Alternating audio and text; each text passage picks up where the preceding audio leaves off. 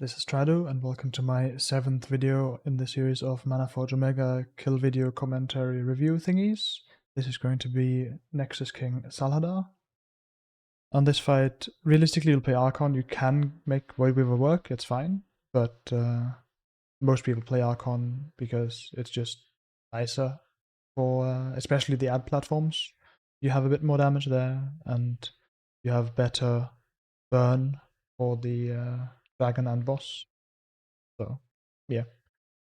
And then just like on Fractalus, you want Angel's Mercy, because that way you can Desperate Prayer the first and third soak, no matter what order they are in. I think you can make it work without, if the soaks are soak first on the first one and soak third on the final one.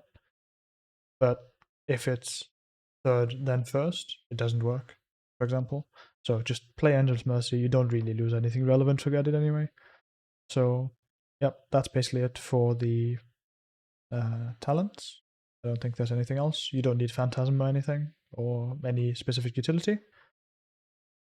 For the cooldown plan, like I mentioned, the raid soaks are what matter in phase 1. You want to Desperate Prayer the first one, Dispersion the second, and then Desperate Prayer the third one again. You also fade all of them, and on this last one, if the soak is the first part of the combo and you fade it, you also have fade for Invoke the Oath. If it's third in the combo, you don't. So it doesn't really matter, but something to keep in mind. You can probably make it work by just fading early regardless, but I always pressed my buttons for the soak, so I had them for sure. I didn't tinker with any recasting, so they just barely last through it. The other thing you can fade is this claw stuff, the command behead, or the banishment if you have fade ready for it. So those are also things you can do. Then later on, you can Desperate Prayer on the platform, and you can also Vampiric Embrace there to help out your healer. I was on the solo healer side, so it was nice to have, I think. And then in the last phase, there's two things you need to CD. It's when you get the star drop, which is the smash here, the Galactic Smash. And then the other one is when you get the Star Killer shooty thing, the Star Killer swing. You disperse the Galactic Smash, and you Desperate Prayer the Star Killer. That's basically it. You just press fade in between. Depending on when you get the mechanics, you can get multiple casts. But until you've had the mechanic, you do not press Desperate Prayer or Dispersion, just to make sure you have them. And yeah, that's about it for the preamble. Then on the actual fight, you want to start close to the middle. At least with this is all going to be with our strat, with what we did, which is some amalgamation of Northern Sky and a little bit of Honestly. Like we play closer to the middle than Northern Sky did, I believe. The reason you play closer to the middle is to bait these beams, and then you have a safer soak. You can see that's the one I Desperate Prayer fade. After the soak and the combos, you want to start positioning backwards, basically. We rotate the boss around clockwise, so go a bit counterclockwise, to be spread out for the behead. I get banishment, which means I cannot get the behead. So I walk over and pre-position already. For some reason, I walk closer to the boss than I have to. Ideally, you play closer to the middle where the warlocks are, and look at your spirit. As you could maybe see there, I kind of nod or headbang towards the spirit, because that way, even if I'm pressing Mind Flay, it'll fix my facing. And then here, this Void form. You want this to drop before you Halo, because you want these Halo stacks, their sustained potency, you want that to go into the second Void form, because that makes it a lot easier to carry it to the platform. You can see, go back a bit, press fade with the behead, and then position in the middle for the spirits. And again, just headbang towards it, that way I can more or less Mind Flay as much as I want, don't need to worry about it.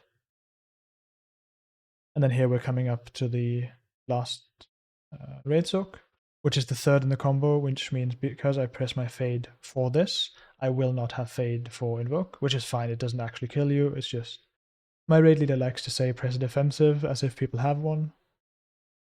And then once again, headbang toward the spirits, Invoke the Oath comes in, position a bit over here where you're going to get knocked to. The Voidwing spawns, so basically during the knock you want to crash it, or like as you land from the knock.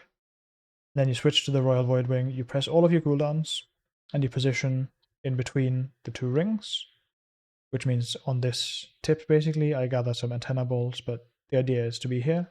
That way you are safe from the beams. The ideal set here, for me, is that we stay out twice and then gate in. Because, if I go back a bit, here, you want to throw out Void Elf Racial, if you are Void Elf, towards the gate you are taking. Basically, either before or after you gate. So, from the middle, you want to throw it, in my case, over here. And that's before gating in this case, when the gate is from the middle out, or it's after gating if you gate into the middle for the last beams. That's why for me it was just nicer to gate in as the last thing, because then I just gate in, throw the Void Elf, instead of having to remember it just before gating. It's just a smaller window. It also means for the next intermission, it's the opposite, meaning the last thing would be gating out in my ideal setup, which puts me where I want to be during the burn phase, because I'm playing out here. But it's a lower raid DPS thing, so it doesn't... It's nicer for me, but it doesn't actually matter in the grand scheme of things. You can see I Void Elf here. It's a much shorter Void Elf, or it covers less of the distance I need to go. If I Void Elf from the middle to the circle, I can also Life Grip our Blood Decay out, so he gets there earlier. Once you get to the platform, throw Shadow Crash and actually hit things, ideally. I did not, because I am small brain. That's actually impressive how I missed all of them. And again, missed all of them because I threw it poorly. So yeah, you want to bait the mortar either on the edge or directly in the middle, not here in the middle area, because that's where melee want to dodge out and range want to dodge in. I always bait on the edge, no matter what. So, yep. And then you want to ideally end near the gate, so you can just immediately go over. You can see I even perk embraced over there as well. The idea was to basically press it when the big ad, the Titan, is at 35% or so, just so it's during Twist of Fate, so I heal us a little bit more. Because I do more damage, not because Twist of Fate healing amp affects when perk embrace. And then here you can see we're just stacking on the edge again, doing the beamy stuff. And cooldowns are going to come up for the burn phase, which is nice. If the boss is under 35%, which I don't think he will be for most people, then you want to make sure to keep Vampiric Touch on him during the burn phase as well.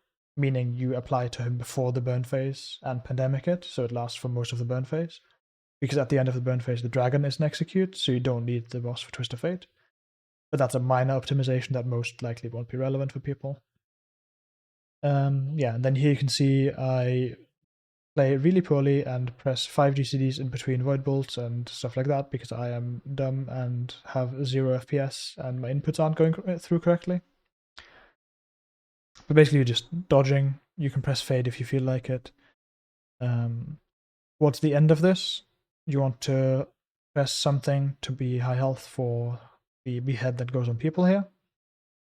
I have Fade up for it, and then I also health pot just to be high health. Now, the first range stars are over here somewhere, where we came from. So stay somewhere near there, just so you have a shorter path to travel. And then these Starkiller swings that are going to come up at some point, they go on the nearest person who hasn't had one yet, meaning you can kind of choose when you want it. So if you want to take an early one, so you can get your Desperate Prayer on cooldown and use it again later in the phase, that's a thing you can do. I just delayed it as long as I could because I wanted to just focus on my DPS. But yeah, it doesn't really matter that much.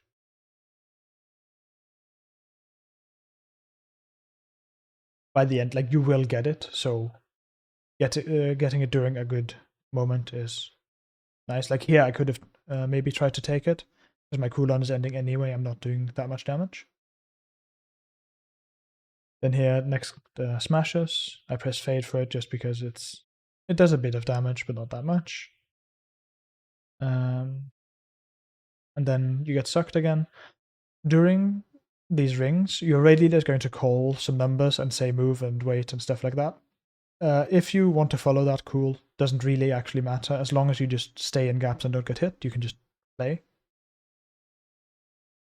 Here you can see I delayed my Mindbender Halo a tiny bit because my Eruption wasn't ready yet. But yeah, just press cooldowns. I Vamp and Praise as well because I'm in cooldown, so I might as well heal a bit more. And then we're coming up to some more Star Killers. Not on me either. I don't think I actually get Star Kill on our kill, which is cool. And here you can see I get the smash. I walk between the stars. There should be enough of a gap that you can make it through between.